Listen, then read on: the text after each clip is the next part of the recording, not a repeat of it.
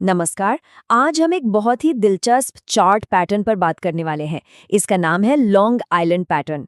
ये पैटर्न हमें ये समझने में मदद कर सकता है कि कोई ट्रेंड आगे भी जारी रहेगा या नहीं। लेकिन हाँ, इसमें कुछ ज़रूरी बातें हैं जिनका हमें ध्यान रखना होता है। तो चलिए शुरू करते हैं। क्या कभी चार्ट को देखते हुए ऐसा लगा है कि कीमतों का एक छोटा सा हिस्सा बाकी सबसे एकदम कट सा गया हो, बिल्कुल एक अकेले द्वीप की तरह? बस यही सोच हमें आज के हमारे टॉपिक यानी लॉन्ग आइलैंड पैटर्न तक ले जाती है। ये देखिए, यहाँ एक असल उदाहरण है। जरा ध्यान से देखिए कि कैसे कीमतों का ये क्लस्टर दो बड़े गैप्स के बीच फंसा हुआ है। ऐसा लगता है जैसे इसे चार्ट के मुख्य जमीन से बिल्कुल अलग कर दिया गया हो, और बस इसी वजह से इसे आइलैंड पैटर्न कहते हैं। तो चलिए अब इसे ठीक से समझते हैं। आखिर ये लॉन्ग आइलैंड पैटर्न है क्या, और वो कौन सी खास बातें हैं जो इसे दूसरे चार्ट फॉर्मेशन से अलग बनाती हैं? तो आसान भाषा में कहें तो ये एक शॉर्ट टर्म पैटर्न है जो इशारा करता है कि जो ट्रेंड चल रहा है वो अभी और चलेगा। अब इसकी पहचान होती है दो चीजों से। एक, एंट्री गैप, जिससे ये आइलैंड बनता है, और दूसरा एग्जिट गैप, जिससे ये खत्म होता है। और सबसे जरूरी बात, ये दोनों गैप्स है ना, वो आमतौर पर अलग अलग प्राइस लेवल पर होते हैं। चलिए अब आते हैं सबसे काम की बात पर। किसी चार्ट पर इस पैटर्न को असल में पहचाना कैसे जाए? आइए कुछ आसान से स्टेप्स देखते हैं जो इसमें हमारी मदद करेंगे। ठीक है, तो इसको पहचानने के लिए एक सिंपल सी चेकलिस्ट है। पहला, गैप्स को देखिए, क्या वो अलग अलग प्राइस लेवल पर है? दूसरा, क्या वो गैप्स काफी चौड़े हैं? तीसरा, ये देखिए कि पैटर्न कितने समय तक बना रहा। ये 4 महीने से ज्यादा का नहीं होना चाहिए।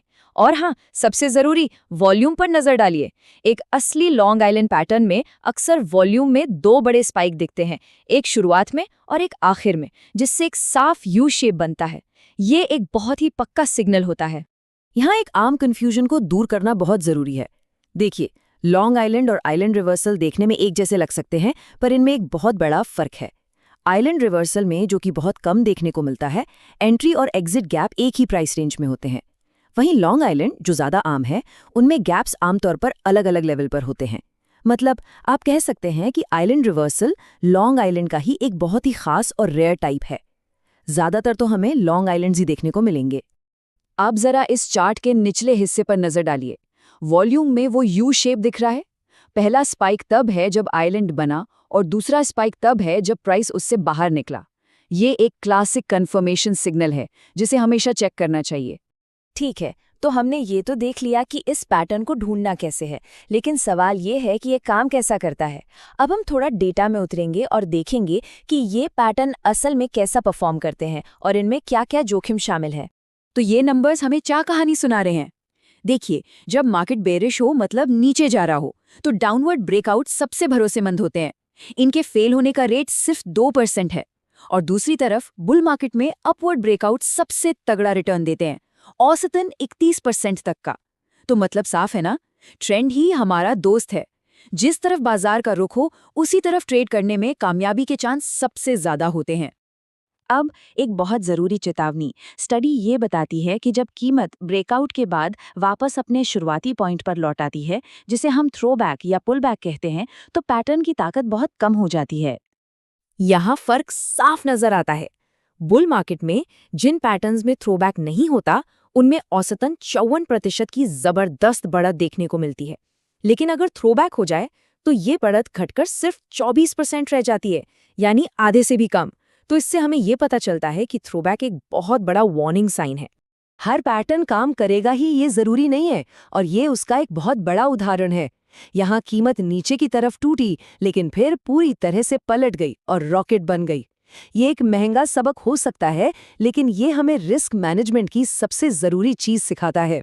हमेशा स्टॉप लॉस का इस्तेमाल करें। ये आपको ऐसे अचानक होने वाले बड़े मूव से बचाता है। तो फिर हम ये कैसे पता लगा सकते हैं कि कौन से लॉन्ग आइलैंड पैटर्न के सफल होने की संभावना सबसे ज्यादा है?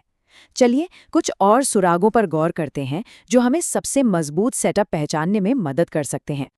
अब ये बात थोड़ी हैरान करने वाली हो सकती है। डेटा बताता है कि सबसे अच्छा परफॉर्म करने वाले पैटर्न्स वो अक्सर साल के सबसे निचले लेवल यानी ईयरली लो के पास बनते हैं। अजीब है ना, पर ऐसा क्यों? शायद इसलिए कि जब कोई स्टॉक बिल्कुल नीचे गिरा होता है तो वहां से सेंटिमेंट बदलने का, मतलब माहौल बदलने का सबसे ज्यादा मौका होता है। ये एक ऐसा टर्निंग पॉइंट हो सकता है जहां से एक जबरदस्त रिवर्सल या ट्रेंड की शुरुआत होती है। आइलैंड का आकार भी बहुत मायने रखता है। एक फॉर्मूला याद रखिए, लंबा और संकरा, मतलब एक ऐसा पैटर्न जो प्राइस में एक बड़ी रेंज कवर करता हो, यानी लंबा हो, लेकिन कम समय में बनता हो, यानी संकरा हो। वो आमतौर पर एक छोटे और फैले हुए पैटर्न के मुकाबले ज्यादा शक्तिशाली मूव का संकेत देता है। ये एक एडवांस्ड कॉन्सेप्ट है, लेकिन बहुत पावरफुल है। कभी कभी एक ही ट्रेंड में एक के बाद एक कई आइलैंड्स दिखाई देते हैं। अगर ऐसा हो तो गौर कीजिए कि क्या हर अगला आइलैंड पिछले वाले से छोटा होता जा रहा है। ये इस बात का संकेत है कि ट्रेंड अब कमजोर पड़ रहा है। हर छोटा आइलैंड हमें ये बता रहा है कि खरीदारों या विक्रेताओं का दम खत्म हो रहा है और एक रिवर्सल बहुत जल्द हो सकता है। ठीक है, तो हमने पैटर्न को पहचानना सीख लिया, उसके प्रदर्शन को समझ लिया और बेहतर संकेतों की तलाश भी कर ली। अब इन सारी जानकारियों को मिलाकर कुछ साफ और एक्शन लेने लायक ट्रेडिंग स्ट्रैटेजीज बनाते हैं। यहाँ कुछ मुख्य बातें हैं। पहला, प्राइस टारगेट का अंदाजा लगाने के लिए आइलैंड की ऊंचाई का इस्तेमाल करें। दूसरा, अगर कोई बहुत ही छोटा आइलैंड दिखे तो थोड़ा सावधान रहें, ये ट्रेंड के खत्म होने का संकेत हो सकता है। तीसरा, हमेशा कोशिश करें कि बड़े बाजार के ट्रेंड की दिशा में ही ट्रेड करें। और आखिर में याद रखें, ये पैटर्न आमतौर पर तेजी से काम करते हैं, तो कुछ ही हफ्तों में प्रॉफिट बुक करने के लिए तैयार रहें। और अंत में एक जरूरी बात, ये सारी जानकारी सिर्फ सीखने और सिखाने के मकसद से है। ट्रेडिंग में काफी जोखिम होता है और इसे किसी भी तरह की वित्तीय सलाह न समझा जाए। कोई भी फैसला लेने से पहले हमेशा अपनी रिसर्च खुद करें और अपने जोखिमों को समझें। तो लॉन्ग आइलैंड पैटर्न सिर्फ कुछ कैंडलस्टिक्स का झुंड नहीं है, ये एक कहानी है जो बताती है कि कैसे कीमत और वॉल्यूम मिलकर बाजार के मूड के बारे में हमें सुराग देते हैं। और ये हमें एक आखिरी सवाल पर छोड़ जाता है, चार्ट्स पर और कौन-कौन सी कहानियां हैं जो बस खोजे जाने का इंतजार कर रही हैं।